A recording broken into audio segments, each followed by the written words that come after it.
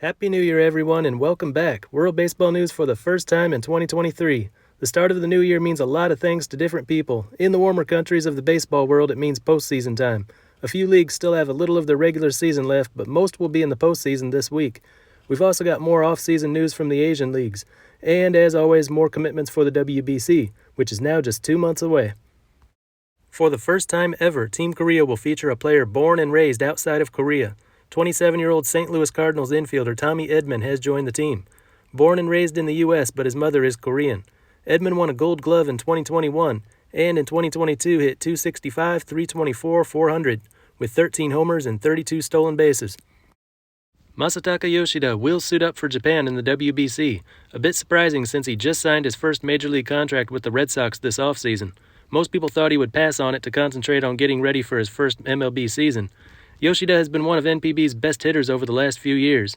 Japan, always a good pitching team, should for the first time have all of its best hitters for this event. Team Israel got a commitment from Phillies catcher Garrett Stubbs. The 29-year-old left-handed hitter played in 46 games for the Phillies last year, hitting .264, .350, .462 with 5 home runs. He joins Ryan Lavarnway, Jock Peterson, and Kevin Pillar as position players who've committed for the Israeli team. Over to NPB in Japan, where we've got a few player signings and one retirement. Chihiro Kaneko announced his retirement after 17 seasons in NPB, pitching for the Oryx Buffaloes and Nippon Ham Fighters. Kaneko was the Pacific League MVP and Sawamura Award winner in 2014. He won 130 games in his career, but last season only made 3 appearances at the big league level for the Fighters. Outfielder Gregory Polanco became the second player to go from the Yomiuri Giants to the Chiba Lotte Marines this offseason, after CC Mercedes did so a few weeks ago. The 31-year-old left-handed batter hit 24 home runs for the Giants last season, but was disappointing in other areas. His line was .240, .306, .457. And Marwin Gonzalez signed with the Oryx Buffaloes for 1 year, $1.5 million. The 31-year-old infielder played in 85 games for the Yankees last season, hitting .185, .255, .321, with 6 home runs. Just one signing in the KBO, another one hopping from Japan to Korea. Endy Romero has signed with the Korean Series champion SSG Landers, 1 year, $1 million. The 31-year-old lefty threw for the Chiba Lotte Marines of NPB in 2022.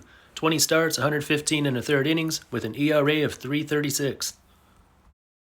In the CPBL, just 2 re-signings, both coming from the Taiwan Series champion CTBC brothers. 28-year-old right-handed pitcher Tyler Visa will return to the team. He joined late last season, making 5 starts, 32 and a third innings, a record of 3-1, ERA .251, and WHIP .111. The other one is 33-year-old catcher Francisco Peña. In his first CPBL season last year, Peña spent the first half on the farm team, but became the first team starting catcher for the second half. Hitting wasn't so good, slash line of .255, .292, .340, but his defense was top-notch. For that, he won the Gold Glove and Best 10 awards. On to the Winter Leagues. The LMP regular season in Mexico came to an end last Thursday. The field is set and the playoffs have already begun. Here's how they ended. Cañeros and Naranjeros shared the top spot in the second half standings at 22 and 11. Yaquis were third. Sultanes and Algodoneros tied for fourth. Águilas and Mayos tied for sixth. Charros and Venados eighth. Tomateros last in the second half, just as they were in the first half. Overall points, Naranjeros were first in both halves. They led the way with 19. Cañeros second, Yaquis third, Algodoneros fourth, Sultanes fifth. Águilas and Mayos finished with the same point total, exact same overall record, but Águilas got the number 6 seed, Mayos are 7th. Venados de Mazatlan get 10 points for the 8th and final playoff spot. Charros and Tomateros met in the final series a year ago. Charros won it all last year and 4 years ago. Tomateros won it 2 and 3 years ago. Those two are done for the year, and this year we will have a brand new champion. Here are the quarterfinal matchups. Game 1 for all 4 series was on Sunday. Top-seeded Naranjeros beat Venados 2-1 to take a 1-0 series lead. Second seed Cañeros needed 11 innings to take care of Mayos 7-6. Third seed Yaquis beat Águilas 9-4, and Algodoneros beat Sultanes 2-1 in 10 innings. So the higher seed took Game 1 in all 4 series. Game 2 is today. Games 3 and 4 on Wednesday and Thursday. Sultanes second baseman Roberto Valenzuela won the LMP batting title, going 85 out of 233 for a .365 average. His on-base percentage was .474. Yasmani Tomas of Cañeros was one of 3 hitters to lead the league with 10 home runs, and he led all hitters with 57 RBI. Jose Cardona of Naranjeros was the top base stealer with 29. He was caught stealing 8 times. On-base percentage was .356. Cañeros pitcher Luis Miranda topped the league with an ERA of 107 and a whip of 0.87. He did that in 12 starts, 67 innings. Strikeout king was Matt Pobereco of Algodoneros. He struck out 73 batters in 13 starts, 70 1/3 innings. ERA was .205. One league is already 2 weeks into its postseason, and that is LIDOM. 8 games down, 10 to go in the 4-team, 18-game round-robin to determine the 2 teams for the final series. And right now, no one has gained the advantage. All teams evened up at 4-4. It doesn't get any more competitive than this. All 4 teams get back on the field today, with Gigantes meeting Estrellas and Tigres taking on Águilas. Awards went out in LIDOM last week. MVP was awarded to Ronnie Mauricio, 21-year-old infielder for Tigres del Licey. Through 46 games, he slashed .287, .335, .468, with 5 homers and 11 steals. Third in the league in batting, second in home runs, second in steals, and first in RBI with 31. Pitcher of the Year went to another member of Tigres, Cesar Valdez. He made 9 starts through 53 2/3 innings, a perfect record of 6-0, 151 ERA, 114 WHIP, and 37 strikeouts. First in wins, third in ERA. Rookie of the Year went to 22-year-old infielder Reiner Nunez of Estrellas Orientales. In 37 games, he slashed .263, .303, .445, with a league-leading 7 home runs. Haven't quite reached the finish line in Puerto Rico yet. 3 more days of regular season play in the LBPRC this week, and we're still not sure who the 4 playoff teams will be. We know Criollos de Caguas will be one of them. At 29-18, they're ensured a spot in the playoffs, and their magic number for clinching the regular season title is 1. For Gigantes de Carolina, 26-21, magic number is 1 for reaching the playoffs. Indios de Mayagüez and Cangrejeros de Santurce are in pretty good shape. They should make it. But Leones de Ponce could steal one of their spots in the final days. The last games of the season will be played Monday to Wednesday. On Monday, it's Criollos versus Cangrejeros and Gigantes versus Leones. Leones outfielder Dairon Blanco set a new record for a 50-game season last week when he stole his 23rd base of the season.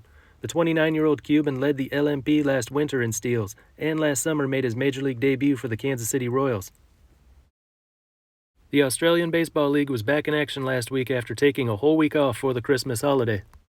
Northeast Division leader, the Brisbane Bandits, for the first time this season did not win their series. Didn't lose it either. They split their 4-game series with the Perth Heat, the number 2 team in the Southwest. Southwest leader, the Adelaide Giants, got the best of the Northeast number 2 team, the Auckland Tuatara, winning that series 3-1. Canberra Cavalry won 3 out of 4 from the Melbourne Aces, as the defending champions fell further behind.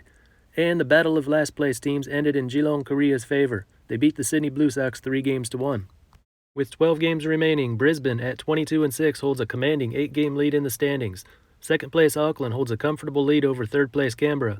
Sydney still trying to dig themselves out of the basement, but not having any luck. Adelaide, now 19-9, grew their lead to 4 games in the Southwest. Perth, one of only 3 teams in the ABL over 500, is in second at 15-13, well ahead of third place Geelong. The Korean team gets a taste of what it's like to not be last. In their 3rd ABL season, this is the best they've ever looked. And what a difference 2 years makes. Melbourne is last. This week, 4-game series Thursday to Sunday, Canberra at Auckland, Melbourne at Sydney. Here's the big one. The 2 first-place teams, Bandits at Giants, meet in Adelaide, and Geelong will visit Perth. The LVBP in Venezuela finished up its regular season early last week, and the mini-playoff took place later on, so the 5-team round-robin is set. Here's how it all ended. Leones del Caracas finished the regular season on top at 36-19. Some games were canceled, so not every team reached the 56-game mark. Cardenales de Lara were second at 34-21. Third, Tiburones de la Guaira at 29-26. Fourth, Navegantes del Magallanes 29-27. Bravos de Margarita and Tigres de Aragua were 5-6. They advanced to the mini-playoff to see who would get the 5th and final spot in the postseason. Last year's runner-up in the final series, Caribes de Anzoátegui and Águilas del Zulia, occupied the last 2 spots at season's end, and for that their seasons are over. The best-of-3 playoff was all Tigres. They beat Bravos on Thursday 12-5 and on Friday 10-4, so they become the 5th team in the round-robin stage. That is scheduled to begin today, with Tigres versus Navegantes and Tiburones versus Leones. Batting title went to Caracas catcher Freddie Fermin, 67 hits and 166 at-bats for a .404 average, on-base percentage .482. Another Caracas hitter, outfielder Oswaldo Arcia, led the league in slugging, .661, and OPS, .1137, and he was one of 3 batters to top the league with 11 home runs. Margarita outfielder Tomo Otosaka, a former Baystars player, led the league with 15 steals, gave himself plenty of opportunities with his .432 on-base percentage. Mario Sanchez of Águilas del Zulia had the best ERA at .238 and the best WHIP 0.90. That came in 11 starts, 56 and 2/3 innings. Eric Leal of Navegantes was the strikeout leader with 41. That came in 12 starts, 56 innings.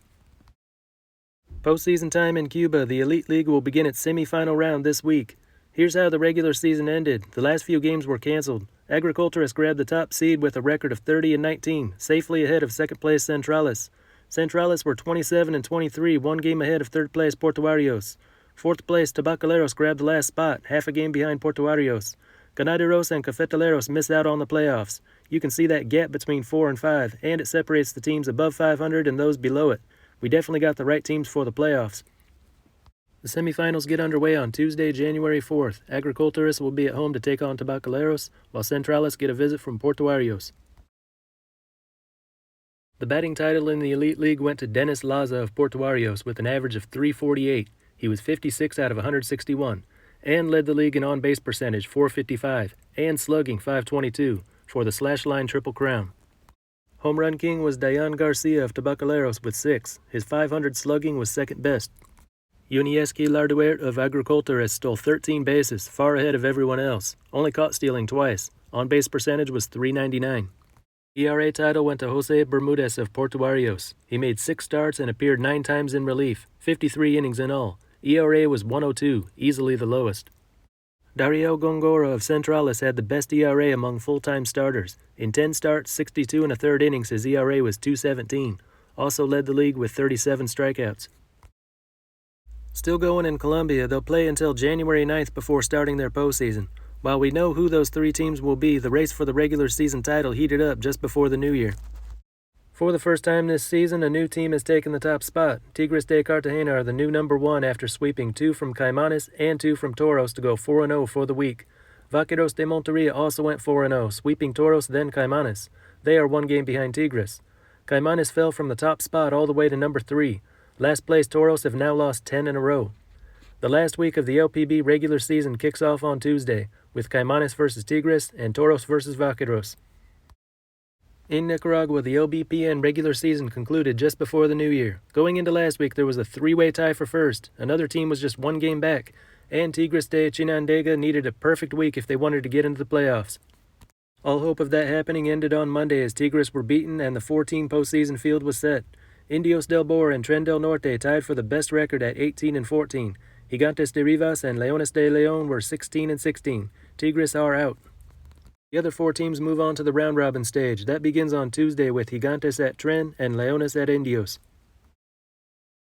Manuel Geraldo of Indios del Bor led the league in home runs 7, RBI 31, batting average .335, slugging .613, and OPS .1036, a triple crown and then some.